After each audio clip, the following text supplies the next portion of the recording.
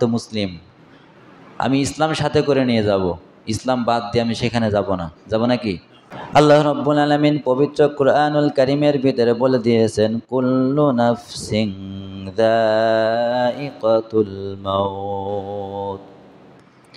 এটি আপনি পাবেন সূরা আলে ইমরানের 185 নম্বর আয়াতের প্রথম অংশে আছে। আল্লাহ তাআলা বলছেন, মানুষ তুমি দুনিয়াতে যাহা করো না কেন, তোমার মস্তিষ্কে একটা কথা রেকর্ড করে রাখবা। তুমি মনে রাখবা, তুমি যাহা করো না কেন, নিচে থাকো উপরে থাকো, ডানে থাকো বামে থাকো, পৃথিবীর এক প্রান্ত থেকে অপর প্রান্তে থাকো না কেন, তুমি একটা কথা মনে রাখবা যে তুমি যাহা করো না কেন, তোমাকে একটা দিন হলেও এই দুনিয়ার সফর শেষ করে মরা লাগবে। পবিত্র কোরআনে এই আয়াতে 3 জায়গায় অবস্থানরত। আল্লাহ তাআলা সেই সাপেক্ষে কোরআনে সূরা আলে ইমরানের 185 নম্বর আয়াতের প্রথম অংশে বললেন, মানুষ যেখানে যাও না কেন মনে রাখবা, আমি একদিন অবশ্যই এই দুনিয়ার মায়া ত্যাগ করে চলে যাব। কেননা কোরআনে অনেক আয়াত আছে, অগণিত আয়াত আমরা জানি। সব আয়াতগুলো অস্বীকার করলে এই যে মৃত্যু নামক যে আয়াতগুলো আল্লাহ দিয়েছেন, এই আয়াত আমাদের কারো কখনো অস্বীকার করার মতো সাধ্য নাই। কেননা আমরা জানি আমাদের চোখের সামনে অনেক মানুষ, আমাদেরই মতো মানুষ মুহূর্তের ভিতরে লাশ হয়ে পড়ে থাকে, থাকে না? হাসপাতালের দিকে গেলে দেখা যায় অনেক সময় অগণিত মানুষের লাশ দেখা যায়, অসুস্থতার লাশ দেখা যায়, অসুস্থতায় কাতরে কাতরে থাকে।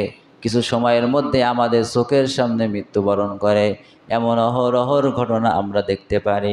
শুধু তাই নাই, যেমন মুরগি আছে, হাঁস আছে, ছাগল আছে যে কুরবানি করি, আবার গরু আছে।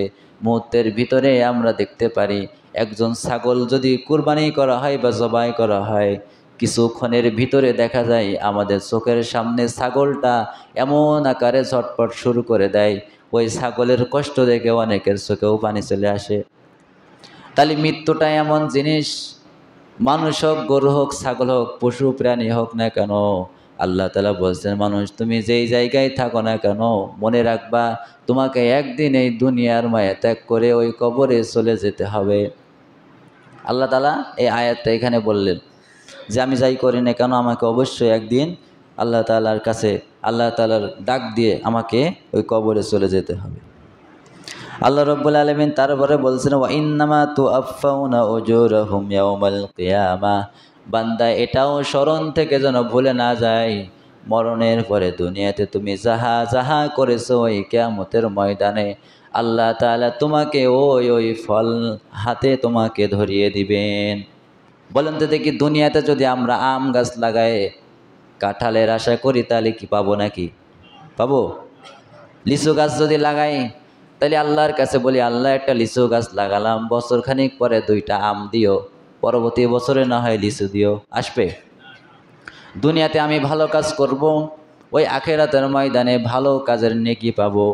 দুনিয়াতে আমি আপনি খারাপ কাজ করব, কিয়ামতের ময়দানে খারাপ কাজের নেকি পাবো।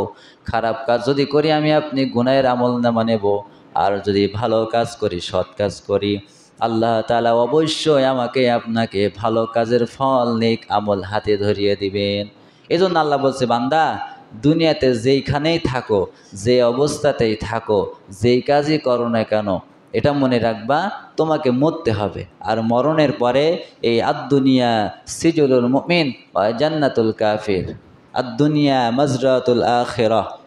একটা কথা আছে, একটা হাদিস, নবীজি বললেন, দুনিয়া হলো শস্য ক্ষেত আখিরাতের জন্য।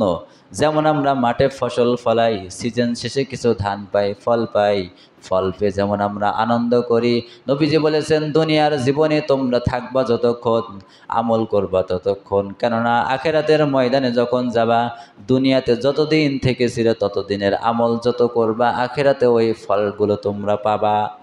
যেমন আমরা সিজন শেষে এই যে ধান পালাম, অনেকে এবছর আল্লাহ তাআলা অনেক ফসল দিয়েছে, তাই না?